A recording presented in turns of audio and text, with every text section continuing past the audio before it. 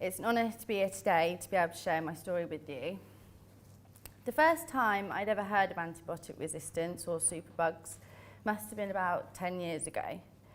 There was an outbreak of MRSA in our local hospital, but I didn't fully register the severity of it at the time, and I certainly didn't think such bugs would make such an impact on my life the way it has. People can hear antibiotics will stop working in the future and that it will kill more than cancer by 2050, or that there is antibiotics in the animals we eat.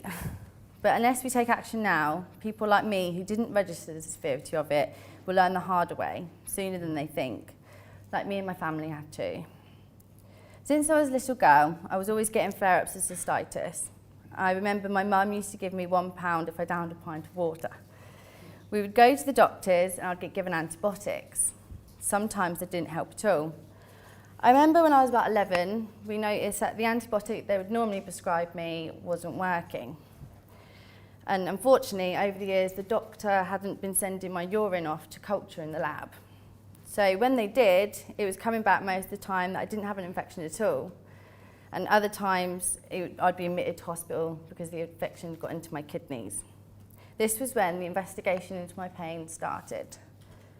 Over the years, I had minor operations, countless kidney scans, and even an MRI. The results concluded that I had kidney reflux. They also diagnosed me with PBS, which is a painful bladder syndrome. The kidney reflux means I'm more susceptible to a urinary tract infection, and the painful bladder syndrome would mean explaining the pain when there's no infection present. Within the investigation process, I had my urine sent for culture as it became quite unwell. My doctor rang me and told me to come in. She said the results have shown that I had a superbug. It was called ESBL E. coli. She admitted me to hospital straight away and I was put in the side room. At this point, I didn't understand the severity of what was happening. I was just thinking, I've got another infection, I'll have some antibiotics and be on my way. It wasn't until the doctors and nurses came into my room in gowns and gloves I became very unwell, is when I realised. The doctors explained that this superbug was hard to treat and a lot of antibiotics wouldn't be able to get rid of it. After 2 weeks in hospital, a strong, rare antibiotic worked and I was able to get rid of the superbug, but I was one of the lucky ones. Unfortunately, it didn't stop there. Over the years, I had about 6 attacks of ESBL and countless different infections, all highly resistant to treatment. When I became pregnant, this was when living with something like antibiotic resistance really took its toll. I had an attack of ESBL within my first trimester. They told me at the hospital that the antibiotics they were going to give me had never been given to a pregnant woman before, and they were unsure the effects it may have on my baby. Being pregnant for the first time is scary for any woman, but not being told that sent me to a place I didn't even know existed. If I didn't have the antibiotic, I would not have a chance to get rid of this infection. So my partner and I decided that taking the antibiotic was the best option. We had a scan whilst I was at the hospital, and thank God our baby was doing fine. The rest of the pregnancy was a bit of a blur. I was constantly sending off my urine, being admitted to hospital and having consultations and scans every week. In my 3rd trimester, I was told I had a strep B infection in my urine. This infection has been known to cause harm to the baby during birth, and no surprise, I was resistant to the antibiotic that would normally treat mothers with this infection. Because of other complications, we were lucky if we got to 35 weeks. Working with a microbiologist at the hospital, our consultant had a 3rd-line antibiotic on standby in case I went into labour early. I was also told that my baby would be given antibiotics as a precaution.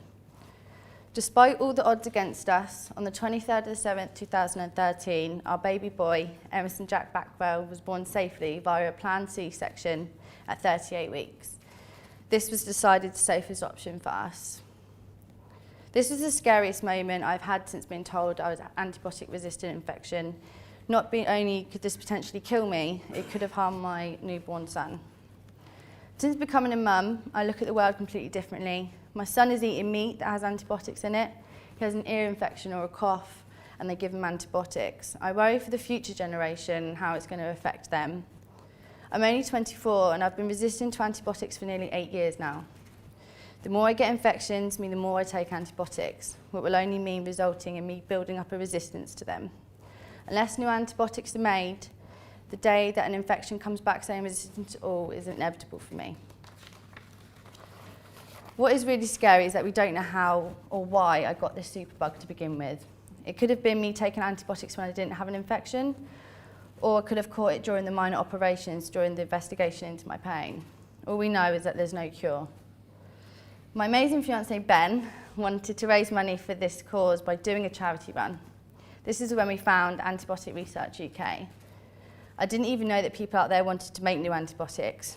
Knowing that what they are doing to prevent antibiotic resistance has been life-changing for me. My vision for the future has always been inevitable. We're going to run out sooner or later. But Antibiotic Research UK, my family and friends have given me a new vision for the future to be a positive one. I'm extremely lucky to have the support around me that I do, and I have filled me with a new sense of hope for my future. So now I can only hope that new antibiotics are made. I can only hope that our next generation does not get affected like it is predicted. I can only hope that GPs hand out antibiotics to infection only, and I can only hope that outbreaks of superbugs do not affect my family, friends and children. I can only hope that nobody in this room has to go through being resistant to antibiotics. But most of all, I hope that Antibiotic Research UK and people like Colin Garner achieve everything they want to and more. Yes, awareness of superbugs and resistance is critical, but I also believe that people behind the scenes that are making this happen, the people that are raising awareness and giving people like me hope, should know they are deeply appreciated. So thank you again, Colin, and everyone at Antibiotic Research UK. Thank you for giving me and my family hope. Yeah.